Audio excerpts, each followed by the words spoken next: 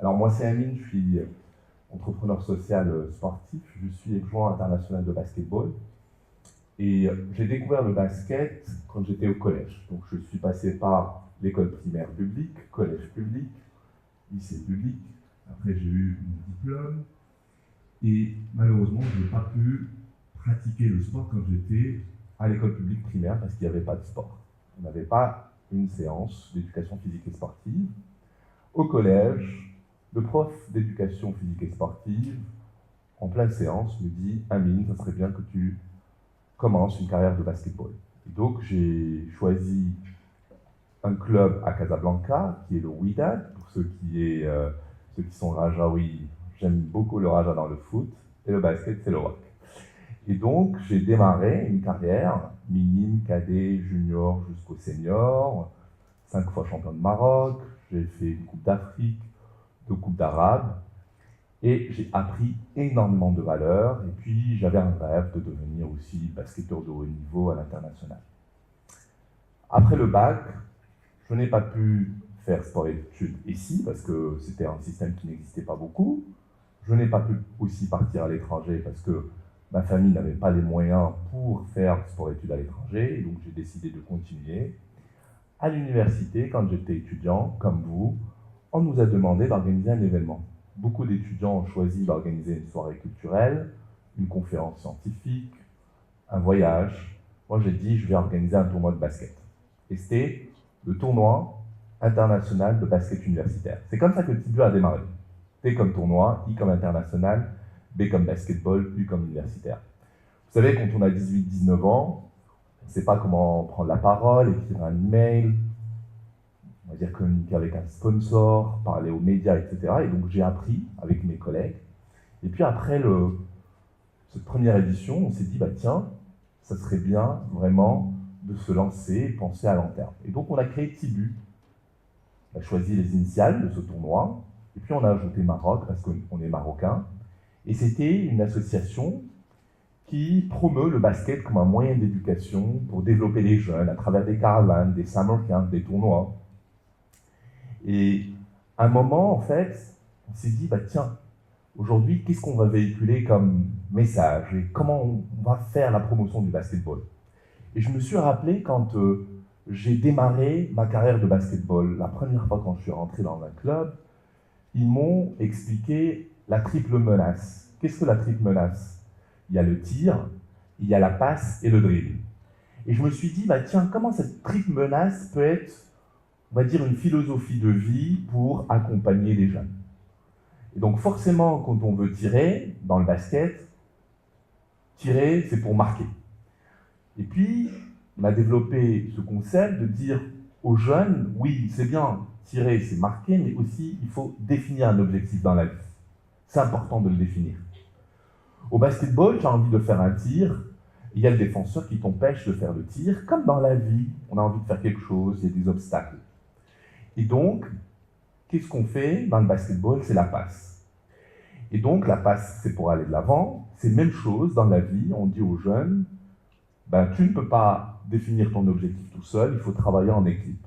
La fille avec le garçon, le Marocain avec le Français, le Juif avec le musulman, c'est vraiment de promouvoir le vivre ensemble, le teamwork. Mais encore une fois, dans la vie, j'ai envie de faire la passe. Mais il y a toujours un défenseur qui m'empêche de faire la passe. Donc qu'est-ce que je fais? Je dribble. C'est exactement ce qu'on passe comme message dans la vie. C'est dribbler, c'est la capacité de se rappeler de son objectif qui est marqué dans le basketball, mais dans la vie, c'est devenir médecin, pharmacien, créer une entreprise, créer une start-up, etc.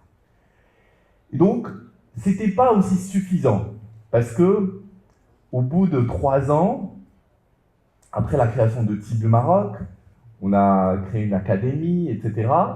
Et donc tout ce qu'on a fait, on a essayé de mesurer un peu l'impact, et puis il y avait des retours positifs. Mais après, pour moi, c'était pas suffisant. Et je me suis dit, bah tiens, pas forcément la balle orange qui va vraiment créer ce changement auprès de tous les bénéficiaires qui sont passés par là. À un moment, j'étais nommé Ashoka Fellow. Ashoka est numéro 1 dans le monde dans l'entrepreneuriat social. On est 3000 dans le monde. On nous choisit parce qu'on crée un impact, on va dire, systémique auprès de nos communautés. Ils nous aident avec une bourse personnelle et puis ils nous aident aussi en ouvrant des connexions, etc. Et là, vraiment, je commence à grandir. Et j'ai compris que ce n'est pas forcément un ballon de basket. Ça peut être un ballon de foot, de tennis, de rugby. Certes, il faut un ballon, un espace, qui n'est pas forcément un espace gazon synthétique FIFA Pro, mais surtout, il faut un homme, avec le grand H. Une femme, un homme qui est capable de libérer le potentiel des jeunes, des réfugiés, des migrants, des jeunes en situation de need, des jeunes en situation de handicap, des femmes, etc. etc. Et donc là, j'ai carrément switché d'un basketteur qui voulait vraiment former des basketteurs de haut niveau à un jeune, un entrepreneur social, un dirigeant qui veut justement utiliser le sport pour trouver des solutions innovantes à fort impact pour la jeunesse marocaine. Et donc, je me suis dit, bah, tiens, avec mes collègues, quels sont les sujets, on va dire, les plus importants? L'abandon scolaire, 320 000 jeunes quittent l'école chaque année. Les jeunes NEET, 1,7, 2 millions de jeunes en situation de NEET. On les appelle NEET au Maroc, les microbes à Abobo, à Abidjan, les invisibles ailleurs.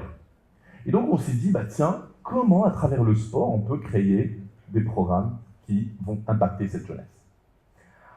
Alors, je me suis rappelé de mon histoire. 13 ans au collège, je découvre le basket. Je me suis dit, bah tiens, ça serait bien que l'enfant de 5 ans, 6 ans arrive à découvrir le sport. C'est super si on arrive à le faire. Je suis parti voir le ministère de l'Éducation nationale, je leur ai dit, voilà, on aimerait bien faire un programme dans l'école publique primaire. Bon, en tout cas, quand au départ, tu vas voir un ministère, etc. Donc, au départ, on travaillait à l'échelle régionale. Il y avait une dame charmante, qui est la directrice de l'académie, qui nous ouvre les portes, etc. Donc, on démarre. Et qu'est-ce que c'est, d'une manière concrète? C'est qu'en fait, on signe une convention qui nous donne accès aux écoles. Premier, on signe une convention qui nous donne accès aux écoles. On est parti voir le premier directeur de l'école à Ainsberg, quartier à Casablanca. On lui dit, on veut faire du sport chez toi à l'école. Il dit, ouais, c'est super, j'ai 600 gamins, je veux bien qu'ils fassent du sport, mais j'ai pas de matériel, j'ai pas de prof. Et donc, on lui donne une dotation de matériel à hauteur de 7500 dirhams, 750 €, où il y a des ballons, des cônes, des haies, des cordes, etc. Et on met à sa disposition un animateur, une animatrice sport santé. Mais à condition, on lui dit, il faut que tu ajoutes une matière qui s'appelle éducation et santé par le sport, que je dois les amener à l'enfant, au niveau du programme de l'enfant. Et donc l'enfant, avant il avait que Ijtimaiyat, Tarbiya al-Islamiyya, Faransiya al-Arabiya, et là il y a une nouvelle matière qui s'appelle éducation et santé par le sport.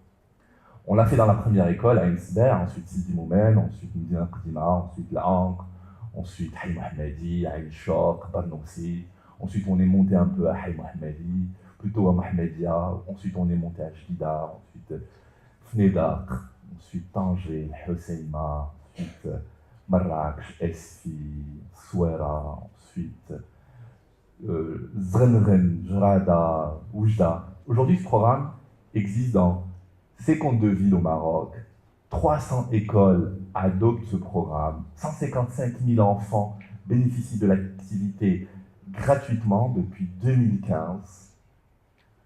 88% ont augmenté leur note scolaire, 0% de drop-out. C'est super, mais ce n'est pas suffisant. Il y a 7 789 écoles publiques primaires, 4,5 millions d'enfants qui vont dans ces écoles et ils n'ont pas la possibilité de faire du sport. Et donc, en tant que Marocains, on surfe justement d'abord, et on choisit ce momentum qui est important, la Coupe du Monde 2030, pour qu'on puisse, on va dire, inscrire le sport comme une nécessité institutionnelle et identitaire. Et donc, on est parti revoir le ministère de l'Éducation nationale, cette fois-ci au niveau central, différents ministres qui sont passés, Hamzazi, Ben Moussa et récemment M. Berada, et donc, on a signé une convention cadre qui dit que, voilà, avec du financement, mais également avec, justement, la participation du secteur privé, nous voulons diffuser ce programme, élargir ce programme et surtout créer un impact durable d'ici 2030, créant 10 000 jobs. Alors vous allez me dire, alors ces jeunes viennent d'où? Ces animateurs viennent d'où? Et là, je vous dis en fait, c'est que, rappelez-vous que ce que j'ai dit, c'est que ce qu'on a mis en place, c'est de créer des programmes à fort impact social qui répondent à des problématiques sociales, et notamment la problématique de l'orientation des jeunes, du chômage, des NEET. Donc on a créé ce qu'on appelle les écoles de la seconde chance orientées métiers du sport. En 2018, nous sommes repartis voir le ministère en disant, voilà, il y a des jeunes qui sont en situation de NEET et on souhaite les accompagner à travers un programme d'inclusion socio-économique.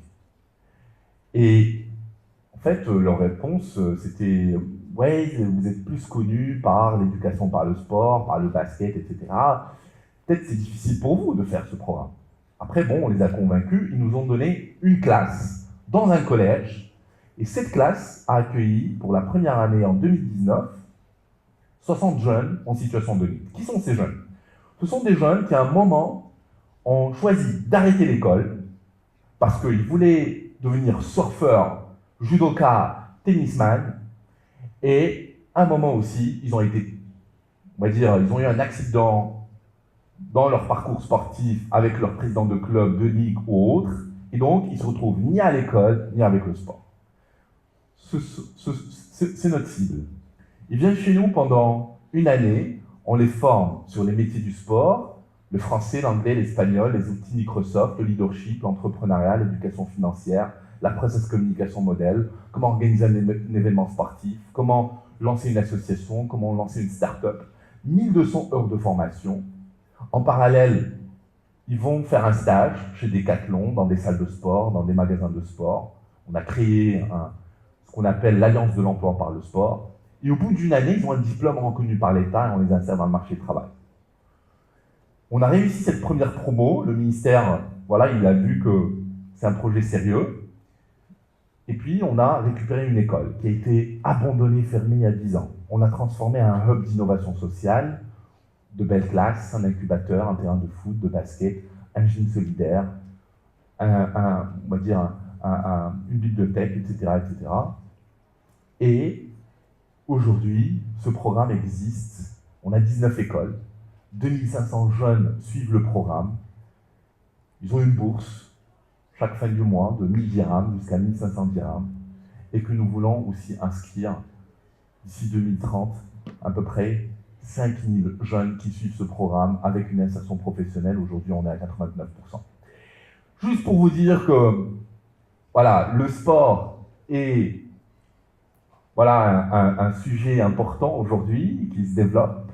Il y a des référentiels stratégiques qui sont importants. La lettre royale de Sa Majesté en 2008, la Constitution 2011 qui donne aussi la place du sport dans un article spécial, mais aussi le NND, le nouveau modèle de développement, où Tibu a été cité comme une référence, un modèle, et puis en dernier, le programme gouvernemental avec le nouveau ministère qui coiffé de l'éducation et le sport. Et puis après, on s'est dit, bah tiens, continuons à innover plutôt, continuer à développer des programmes à fort impact social, et on s'est dit, comment nous pouvons avoir un footprint panafricain.